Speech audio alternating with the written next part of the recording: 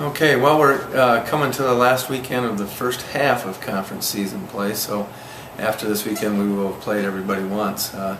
We have Evergreen State on Friday night, and I think Evergreen is 1-6 right now in league.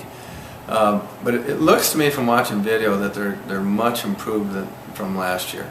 They do a better job of running their stuff, and they play much harder defensively. They're very dependent on the three-point ball, and they've got a couple guys that do a really nice job of shooting it from out there. A guard named KJ Hong, and then another guard, three-man, Travis Wagner. The Hong kid didn't play last weekend. I'm not sure what was going on there, but we expect to see him back in the lineup this weekend. So those are two guys that can get it going for them. They've had a couple very close games in conference that they could have won. They opened up conference with a double overtime game against Northwest, who's number 22 in the country. And then they also, I think they played Concordia very well for most of the game here just last weekend. So they're just a newer team. There's only a few returners back, so we don't know them quite as well. We've seen film, but we just don't know them quite as well.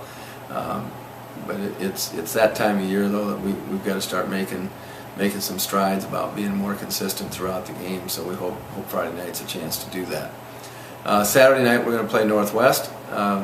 Northwest is coming off a great year from last year. They were co-conference champions and made it pretty deep in the tournament. They're structured very much the same way as last year. They can shoot the ball. They run an awful lot of pick and roll, some fast pick and roll stuff going on.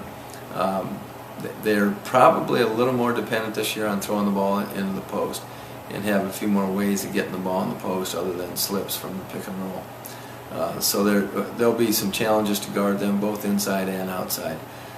They have 5 different players on that team that can get it going at any time from outside. And that doesn't include their best player, who's a 6'5" forward, Michael Green, who's probably the most efficient player in the league. I think he's shooting around 68%. Doesn't shoot threes, but shoots everything else, and he's just a man in motion all the time. He's just run, and crow cut, and doing all sorts of stuff offensively, and all of a sudden you find him at the basket laying it in. So he'll be a really big challenge. I don't think there's really been anybody that's got him held down yet. As far as our guys, I think we're healthy. We're ready to get this thing going again.